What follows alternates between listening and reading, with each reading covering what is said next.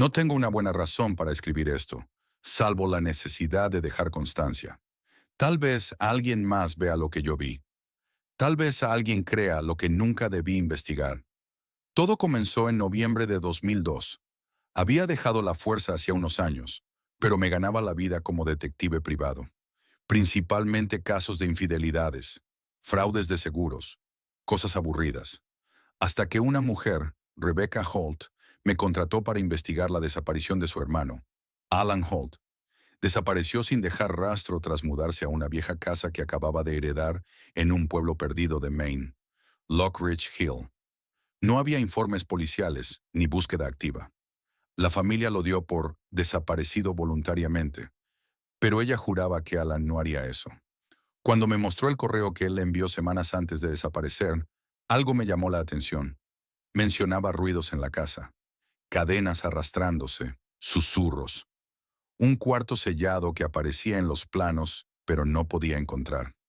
Acepté el caso, no por dinero, por curiosidad, la peor decisión de mi vida.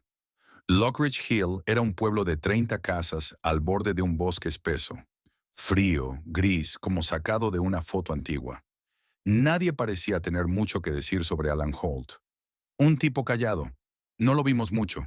La casa, una estructura colonial de 2 pisos, estaba al final de un camino de tierra. Aislada, silenciosa, nada especial a simple vista, pero desde el momento en que crucé el umbral, supe que algo no estaba bien. Olor a moho, pero no como el de humedad. Era agrio, como carne vieja. Las paredes parecían absorber el sonido.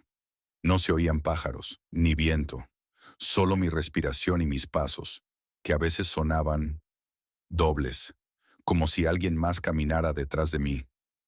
La investigación fue rutinaria los primeros 2 días. Revisión de la casa, entrevistas a vecinos. Encontré una carta rota en una vieja caja. Parte decía, si algo me pasa no vayas al sótano, no abras el cuarto de... El resto estaba quemado. Intenté encontrar ese cuarto. La casa tenía un plano simple, pero al medir desde afuera y comparar con el interior, noté algo extraño.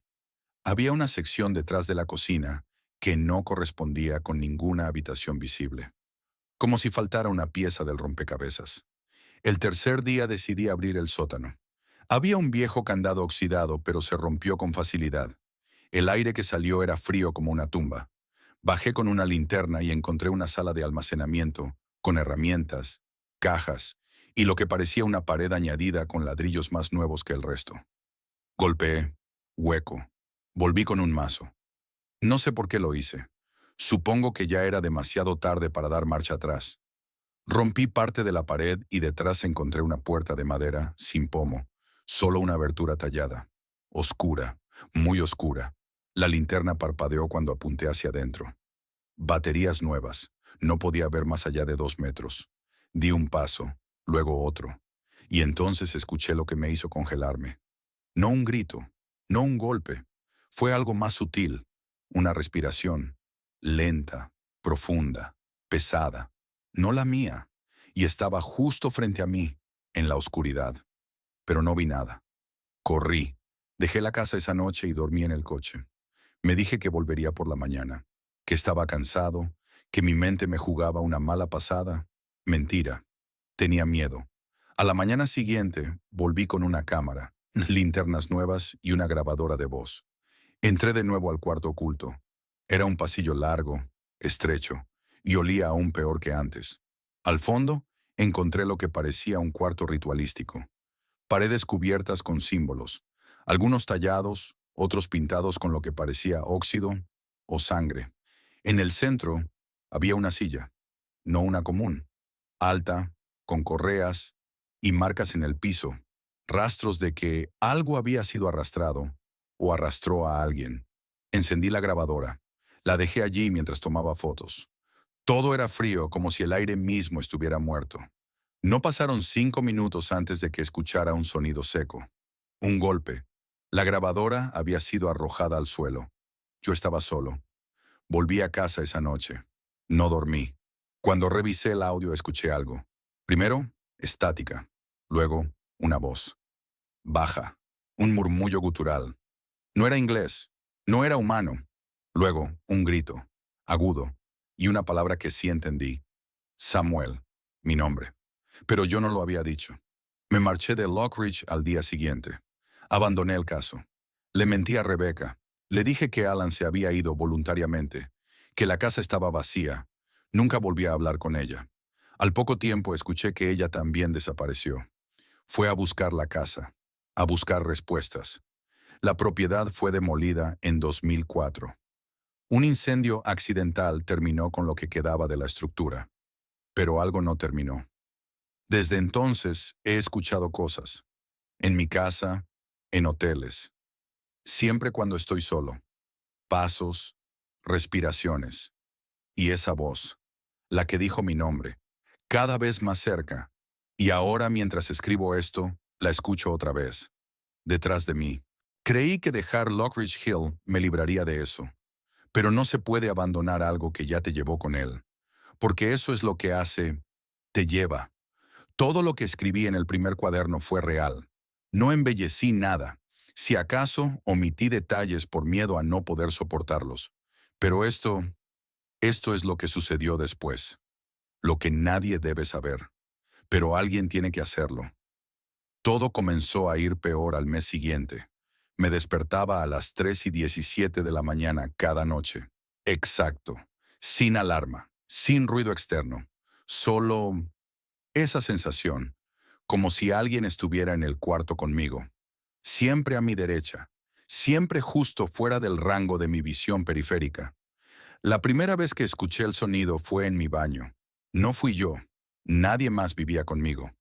Pero una mañana encontré el espejo empañado. No solo empañado. Tenía marcas de dedos, largos, más de 5 por mano. Llamé a un colega forense que me debía favores. Tomó muestras del vapor y las huellas. Una semana después me llamó a las 2 de la madrugada. Su voz temblaba. Dijo que el análisis no tenía sentido. Las huellas eran humanas, pero la proporción de los dedos era antinatural. Dijo que ni siquiera sabía cómo las habían dejado ahí sin tocar el vidrio. No volví a hablar con él. Murió en un accidente días después. Se cayó por las escaleras de su casa. Según el informe, sus ojos estaban arrancados, pero no había signos de lucha. ¿Autoinfligido? ¿Un animal? Cerraron el caso. Yo sabía la verdad. Lo había llevado conmigo. Decidí hacer lo que cualquier hombre desesperado hace. Volví a la casa, o lo que quedaba. El terreno estaba cercado, supuestamente demolido, pero aún se conservaban los cimientos. Entré de noche, no porque no pudiera hacerlo de día, sino porque algo dentro de mí sabía que si quería respuestas, debía hacerlo así, como si las reglas hubieran cambiado. Y ahí, entre la maleza y el polvo, encontré algo que no debía estar ahí. La puerta, la misma de aquel cuarto oculto, sola, de pie, sin muros, apuntando hacia el bosque. Era de madera negra, marcada con los mismos símbolos que había visto en el sótano. No tenía pomo. No me atreví a tocarla. Solo la observé durante horas, en silencio, hasta que vi algo imposible. Una sombra cruzó el marco, pero no había nada detrás. Desde entonces, la puerta me sigue. Sé cómo suena, lo sé, pero es real. Se aparece donde estoy. Cambia de lugar. A veces en sueños, a veces en el reflejo del televisor apagado. En una ventana donde no hay edificios. La he visto detrás de mí en una fotografía. Y lo peor, a veces escucho a Alan y a Rebecca. No hablan, lloran o se ríen. Pero su risa no es humana. Es como si algo más los estuviera usando como máscaras. Como si fueran títeres de carne con hilos que no se ven. Traté de ponerle fin. Un sacerdote, un medium, una psicóloga especialista en fenómenos postraumáticos. Todos terminaron igual, huyendo o desapareciendo. Uno de ellos me dijo lo que más me marcó. Samuel, no estás maldito, estás comprometido. No es lo mismo. Ahora ya no duermo. Me alimento mal. Me mudo cada 2 semanas. Pero no sirve. La cosa me encuentra. No importa si cruzo estados, si cambio de nombre, porque yo soy la casa ahora. El cuarto está adentro de mí. A veces lo escucho abrirse cuando cierro los ojos. Cadenas arrastrándose, pasos sobre madera y esa respiración. Sé que este cuaderno será encontrado eventualmente. Sé que alguien leerá esto y pensará que estoy loco, que esto es una historia, que soy otro hombre arrastrado por la esquizofrenia o la culpa. Pero no escribí esto para convencer a nadie.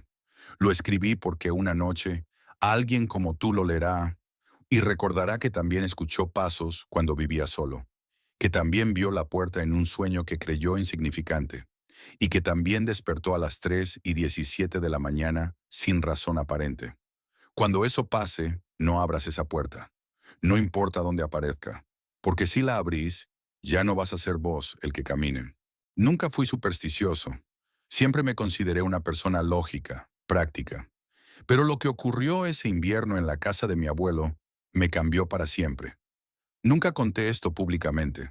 Tal vez por miedo a parecer loco, o tal vez porque, al hacerlo, siento que podría volver a pasar. Mi abuelo murió en diciembre, a los 91 años. Era un hombre duro, de esos que crecieron en el campo, solitarios y reservados. Vivía en una casa vieja en las afueras del pueblo, rodeada de bosque, con más de 100 años encima. Dejó todo a mi nombre. Nadie más de la familia quiso hacerse cargo. Decidí pasar unas semanas allí para organizar sus cosas antes de venderla.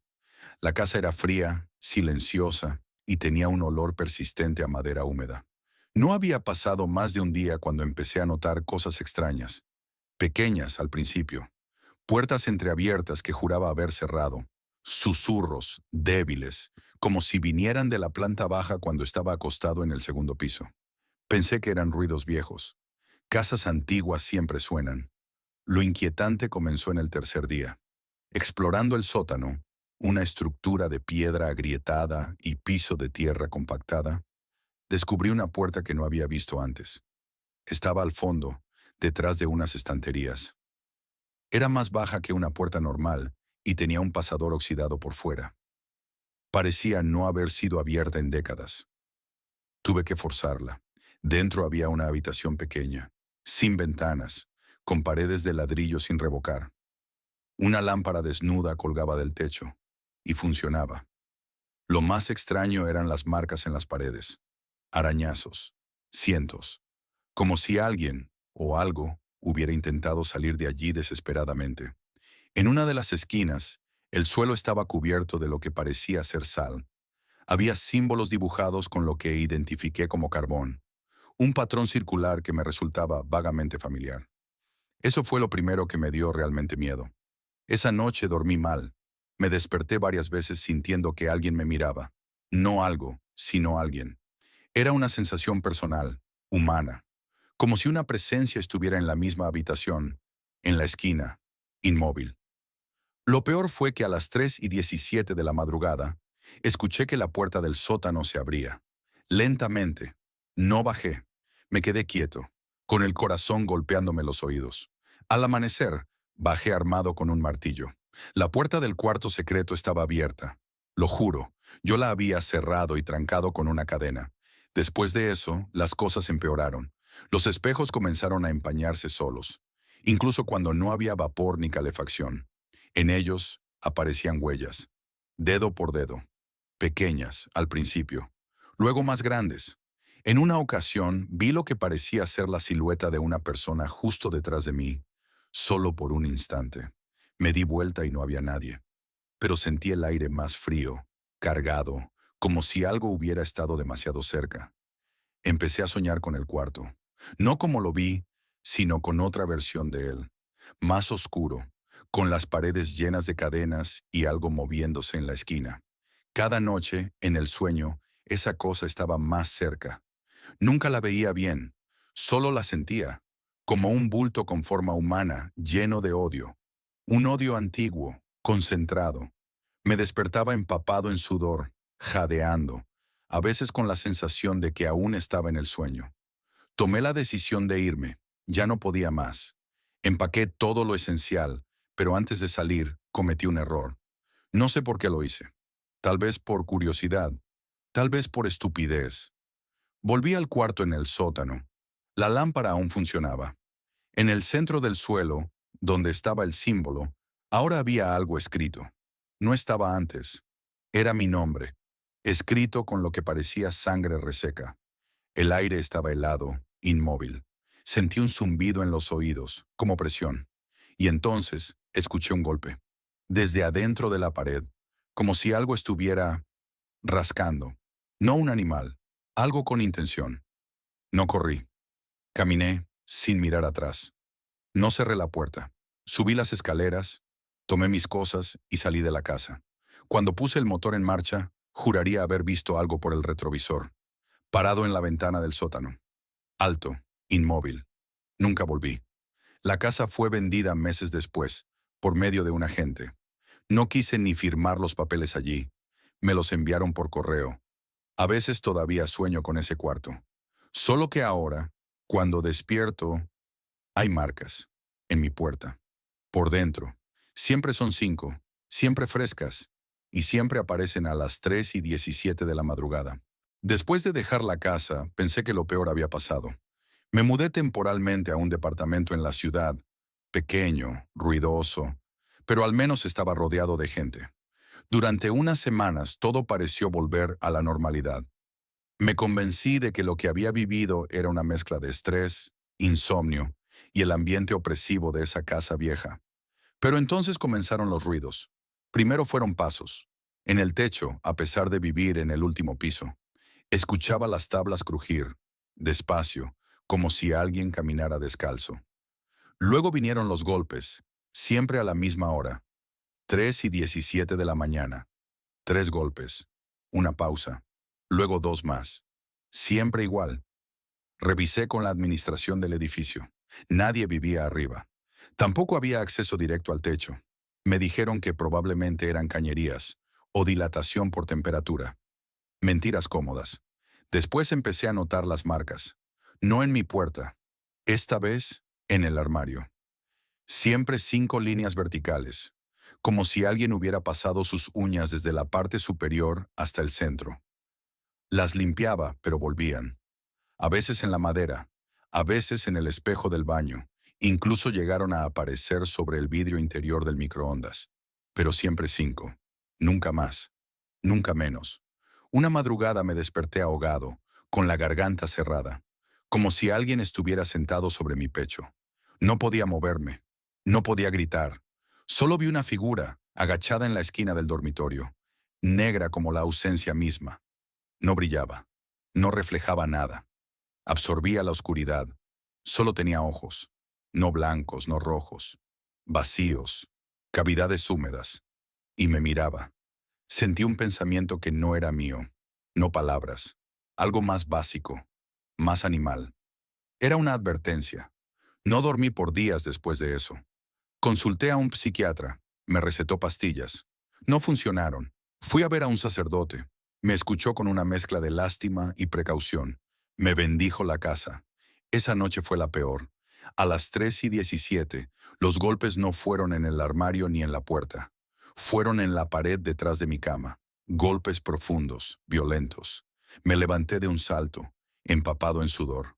Cuando prendí la luz vi que la pintura se había agrietado, y entre las grietas había lo que parecía un símbolo. El mismo que estaba en el cuarto del sótano. Había aparecido allí, dentro de una pared que yo mismo pinté hacía menos de un mes. Entonces entendí que no se trataba de una casa, ni de un lugar físico. Era el cuarto lo que se había pegado a mí, o lo que estaba dentro de ese cuarto. No lo sé. Tal vez al abrir esa puerta, al traspasar ese umbral, liberé algo. O peor, me invitó a entrar y ahora ya no puede irse sin mí. Busqué información sobre la casa de mi abuelo. No había casi registros, pero en el archivo municipal encontré algo. En los años 40, vivió allí un tal Santiago C. Era un curandero o algo parecido. Al parecer fue acusado de realizar rituales de encierro con fines protectorios. El expediente estaba incompleto, pero mencionaba la palabra contenedor. Nunca prisionero, nunca espíritu, contenedor. ¿Y si el cuarto no era una celda para algo? ¿Y si era un recipiente, un objeto diseñado para retener una presencia? Algo que no pertenece a este lado. Lo peor es que tengo miedo de dormir. No por las pesadillas, sino porque últimamente, al cerrar los ojos, vuelvo al cuarto. No como antes, no en sueños. Me despierto en la cama, pero el entorno es distinto. El aire más denso.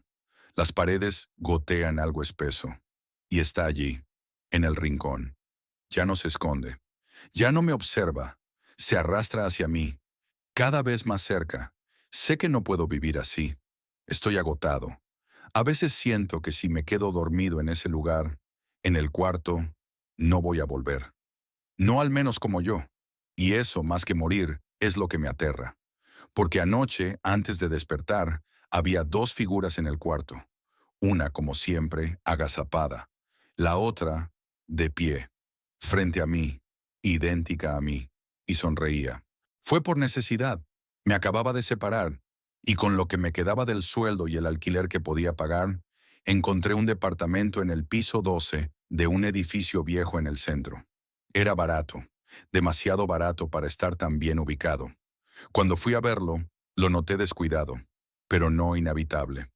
Las paredes estaban marcadas por humedad, los ascensores eran lentos y sonaban como si estuvieran sostenidos por cables, a punto de romperse, y había un olor persistente a encierro en los pasillos.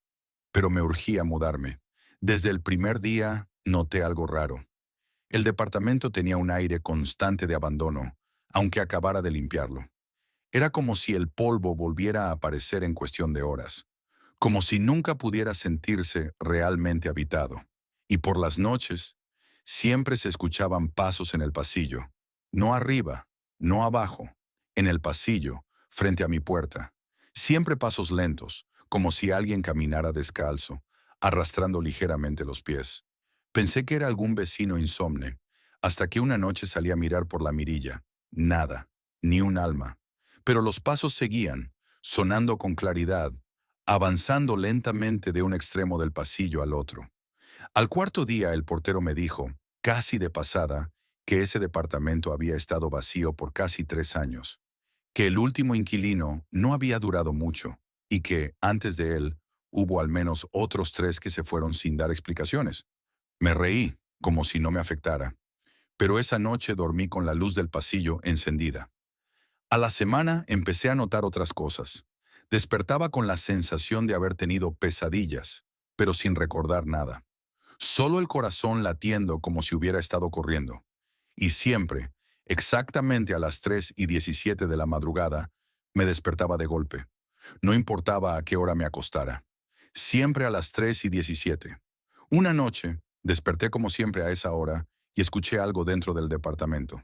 No en el pasillo. Adentro. Un golpe seco, como si algo se hubiera caído en la cocina. Fui con el celular en mano, usando la linterna. Todo estaba en su lugar, pero al volver a la habitación noté que la puerta del armario estaba abierta.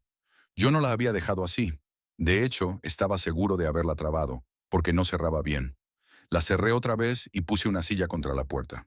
Volví a acostarme, pero no pasaron ni 3 minutos cuando escuché el chirrido de la puerta del armario, abriéndose otra vez. No fui a mirar. Me quedé inmóvil, sintiendo cómo el aire se volvía más frío y denso. Esa noche no dormí. Intenté convencerme de que estaba sugestionado, que eran ruidos normales de un edificio viejo, pero empecé a notar que me sentía distinto, irritable, cansado todo el tiempo, como si algo me drenara. Y lo peor, comencé a tener pequeños apagones. Estaba cocinando y de pronto parpadeaba, y estaba en el sillón.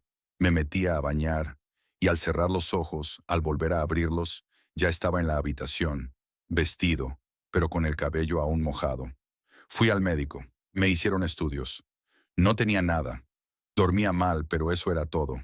Me sugirieron que me tomara un descanso, que me alejara del estrés, así que decidí pasar unos días fuera, con un amigo. Pero al hacer la valija, noté algo extraño. Toda la ropa que había llevado cuando me mudé estaba sucia. No sucia de uso, sucia como si la hubieran tirado en tierra. Pero yo no la había tocado, y en el fondo del armario había una caja que yo no había puesto ahí. Era de cartón, mojada por la humedad. Dentro había una foto, una Polaroid borrosa de alguien, o algo, parado exactamente en el centro de mi habitación. La fecha decía 1994. No entendía nada. El edificio era más nuevo que eso, según el portero. Esa noche no me fui. Me senté en la sala, con todas las luces encendidas, esperando. No sé qué esperaba, pero no quería volver a quedarme dormido. A las 3:17, las luces parpadearon. Una vez, dos. Luego, se apagaron por completo. Escuché cómo la silla en mi habitación se arrastraba por sí sola. Luego, la puerta del armario golpeó contra la pared. Y después, los pasos. No en el pasillo. Dentro. Cerca. Muy cerca. Intenté moverme, pero el cuerpo no respondía. Como si algo me sujetara. La temperatura cayó en picada. Y entonces lo vi. No con claridad. No directamente. Lo vi reflejado en la pantalla del televisor apagado. Una figura alta, quieta, sin rostro. No hacía nada. Solo me miraba. O eso parecía. Y luego, como si retrocediera dentro de la pared, desapareció. Me fui esa misma madrugada. No recogí nada. Solo cerré la puerta y bajé las escaleras corriendo. Al llegar al vestíbulo, me crucé con el portero, que me miró como si ya supiera.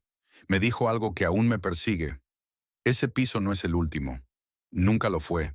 Hay uno más arriba. Uno que no está en los planos. No pude dormir durante días. Me quedé en la casa de mi amigo, en su sofá, sin atreverme a apagar la luz. Le dije que tuve un problema con el departamento, una fuga de gas o algo así. No quería que pensara que me estaba volviendo loco. Yo mismo lo pensaba en realidad. Me repetía que era estrés, que tal vez estaba en algún tipo de episodio psicótico pasajero. Pero, ¿cómo explicaba la foto? ¿Cómo explicaba los despertares siempre a la misma hora? El portero diciendo que hay un piso que no está en los planos. Una madrugada, ya en la casa de mi amigo, desperté bañado en sudor. La hora, 3:17 de la mañana. Todo el departamento estaba en silencio, pero tuve la certeza, esa certeza que uno no puede explicar, pero que se instala como una piedra en el estómago, de que no estaba solo. Me levanté, caminé en silencio por el pasillo hacia la cocina, y ahí, en el reflejo del horno de acero, lo volví a ver, parado detrás de mí. Me giré de golpe, no había nadie, pero el aire olía distinto, como a madera húmeda y moho, como el pasillo del piso 12, y entonces me di cuenta, no era el lugar, era yo. Algo, lo que sea que habita ese departamento, se había venido conmigo. Volví al edificio. No sé exactamente por qué. Tal vez necesitaba enfrentar esto o entenderlo. Llevaba una linterna, una cámara vieja de rollo y una idea peligrosa. Averiguar si ese piso inexistente realmente estaba allí. El ascensor solo llegaba al 12, pero en la escalera de emergencia, donde normalmente el techo se cerraría, encontré algo raro. Al subir el último escalón, mi cabeza chocó contra lo que parecía una losa de concreto, pero al palparla sentí madera, vieja, como una trampilla. No tenía pomo, solo una pequeña ranura oxidada. Era imposible de abrir desde afuera. Bajé. Fui a hablar con el portero otra vez. No estaba. Pero en la garita había una carpeta. Vieja, polvorienta, de esas de archivo municipal. No sé por qué la abrí. Dentro planos originales del edificio. Y ahí estaba, el piso 13. Construido, aprobado, pero luego tachado con tinta negra. Había una nota con una fecha, 19 de marzo de 1994. La misma fecha que estaba escrita en la Polaroid que encontré. Debajo de eso, un sello. Acceso clausurado. Propiedad bajo intervención del Estado. No decía más. Volví de noche. No se lo conté a nadie. Subí al piso 12, forcé la cerradura del departamento que había sido mío y entré. El aire estaba más frío que nunca. No era solo sensación. Podía ver mi aliento salir en nubes densas. Las paredes estaban cubiertas de una especie de moho negro que no había antes. El armario, aún abierto, ya no tenía fondo. Se abría a una oscuridad más profunda de lo que era físicamente posible. Como si ya no llevara a la pared, sino a otro lugar. Tomé la linterna y apunté al interior. Nada. Solo oscuridad densa. Me arrodillé. Empujé con la mano, con miedo. Y la pared cedió. No era un armario, era un acceso. Una escalera. Estaba completamente empotrada en la estructura. Oculta. Bajaba, no subía. Contra toda lógica, dentro de ese armario había una escalera descendente que no debía estar allí. Bajé. Cada paso que daba parecía alejarme del mundo. El silencio era total. Ni mi respiración sonaba, solo el sonido de mis pisadas. Perdí la cuenta del tiempo que bajé. Y cuando llegué al final, no era un piso como los demás. Era como una réplica distorsionada del edificio. Pasillos deformes, puertas más pequeñas o más grandes de lo normal, algunas sin pomo, otras entreabiertas con cuartos vacíos, llenos de polvo y telarañas que colgaban como cortinas. Pero lo más inquietante era el ruido, un murmullo bajo, como si alguien estuviera hablando justo fuera del alcance del oído, como si las paredes quisieran contarme algo que mi mente no estaba lista para entender. Al fondo, encontré una habitación que parecía idéntica a la mía, pero más vieja. La pintura, la cama, incluso la caja de cartón estaba ahí, solo que abierta. Dentro, decenas de Polaroids, todas iguales. Alguien, parado, mirándome, y en una de ellas, yo, durmiendo. Salí corriendo. Subí por la escalera sin mirar atrás, con la certeza de que si lo hacía, algo me iba a seguir. Volví a mi amigo. No dije nada. Esa noche dormí por primera vez sin despertarme a las 3:17. Pero al revisar mi celular por la mañana, tenía una notificación. Una sola foto. No enviada por nadie. Sin remitente. Sin nombre. Era mi departamento. Foto tomada desde el interior, desde el pasillo del piso 13. No suelo contar esto porque cada vez que lo hago, me cuesta dormir durante días. No me importa si alguien me cree o no. Esto me pasó hace 6 años y todavía no entiendo qué fue exactamente lo que vi o lo que vivió conmigo. Todo comenzó cuando me mudé solo, por primera vez. Había conseguido un pequeño departamento en una ciudad del interior, bastante económico. Estaba en una casa antigua dividida en dos. El piso de abajo, donde vivía yo, y un segundo piso que, según la dueña, estaba inhabilitado desde hacía años por problemas estructurales. Me pareció perfecto. Nadie arriba significaba silencio. Lo necesitaba, porque trabajaba remoto como diseñador. Pasaba muchas horas solo. La primera noche fue normal. Me sentía raro por estar en un lugar nuevo, pero no pasó nada extraño. Sin embargo, al tercer día empecé a notar algo. Por las noches, cuando todo estaba en silencio, se escuchaban pasos arriba. Al principio pensé que se trataba de una ilusión acústica.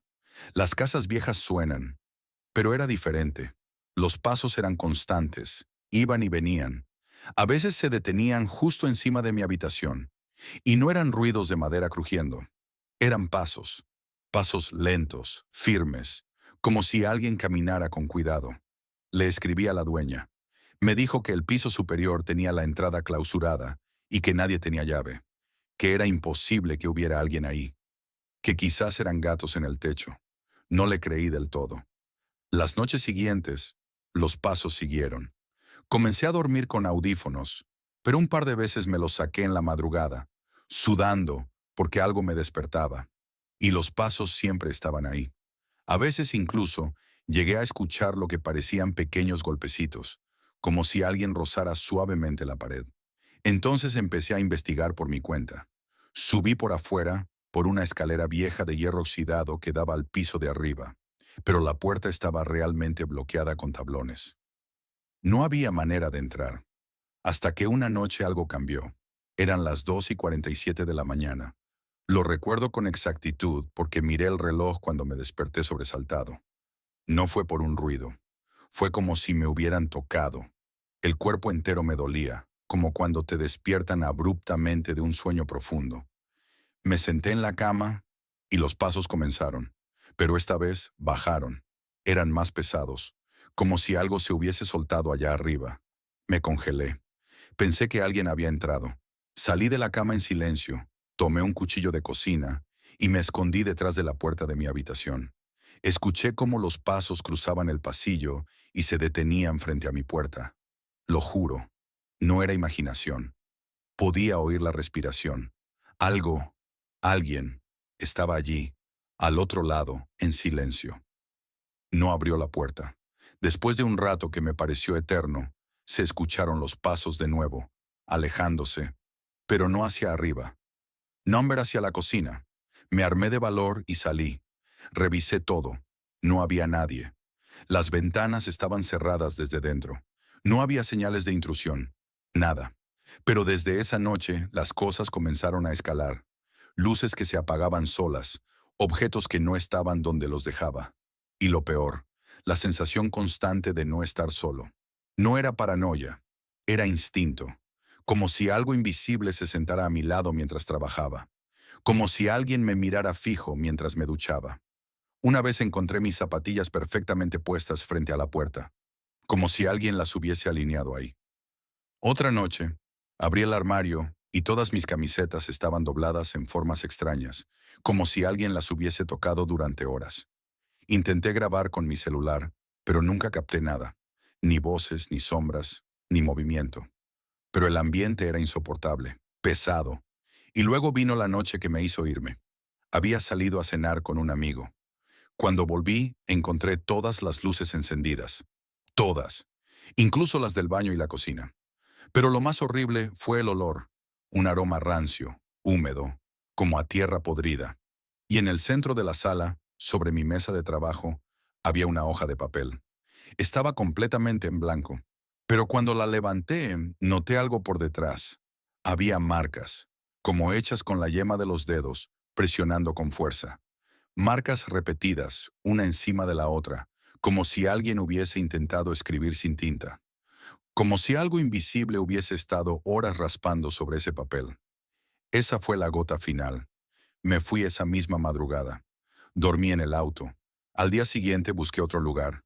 A la semana ya estaba fuera, sin mirar atrás. Unos meses después le escribí a la dueña solo para preguntar con cuidado si había habido otros inquilinos en ese lugar. Me dijo que no, que desde que me fui nadie más quiso alquilarlo.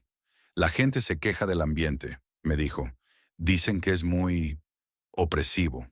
Nunca investigué más. No quiero saber si alguien murió allí o qué había exactamente en ese piso clausurado.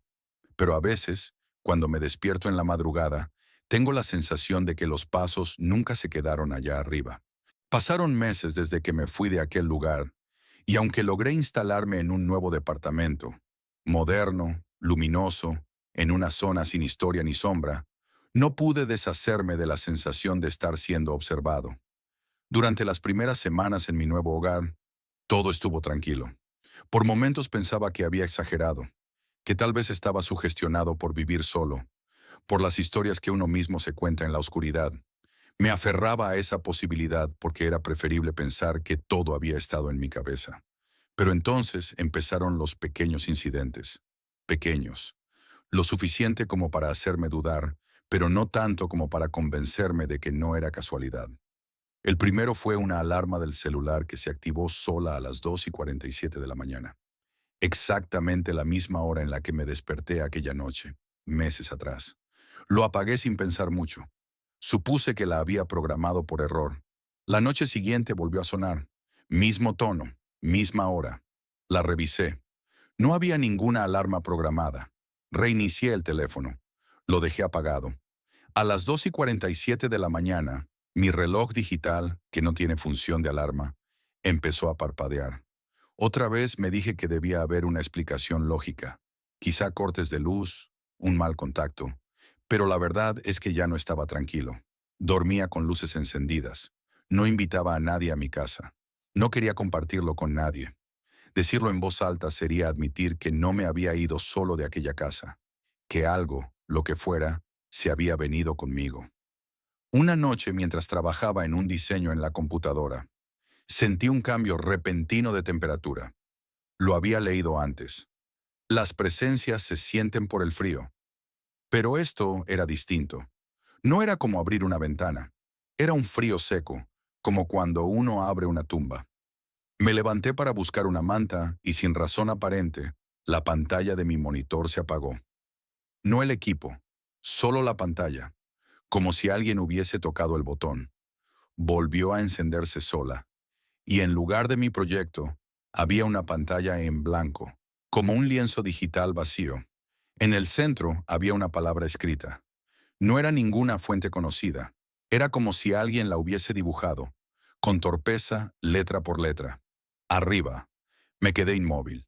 Cerré todo, desconecté el monitor, el CPU, el Wi-Fi.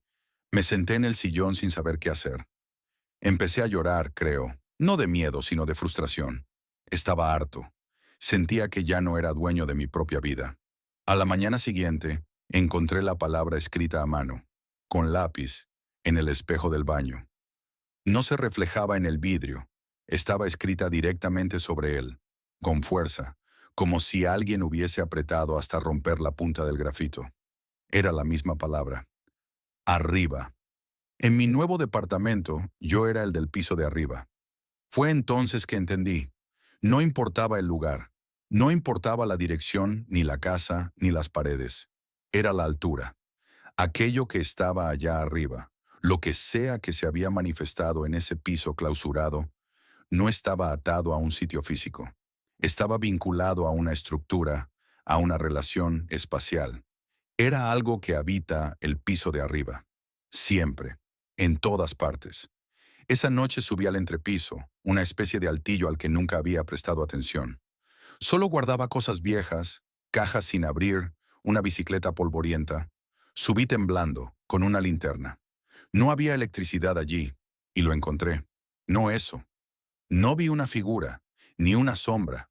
Vi la hoja, la misma hoja blanca, con las mismas marcas presionadas en la superficie, como si se hubiese escrito, otra vez sin tinta. Pero esta vez, lo que estaba escrito era diferente. Eran dos palabras, torcidas, deformadas, pero claras. Ya bajé. No volví a subir. No volví a dormir. Me fui al día siguiente. Desde entonces me mudo constantemente. Nunca elijo departamentos con pisos superiores. Siempre busco casas pequeñas, de una sola planta. No duermo en habitaciones con techos altos. No rento áticos. No uso buhardillas. Nada que implique tener algo encima de mí. A veces cuando me siento muy cansado o cuando me quedo solo demasiado tiempo, escucho un leve crujido, como un paso, muy suave, justo por encima de mi cabeza. Y no importa dónde esté, una casa, una oficina, una habitación de hotel, siempre viene de arriba.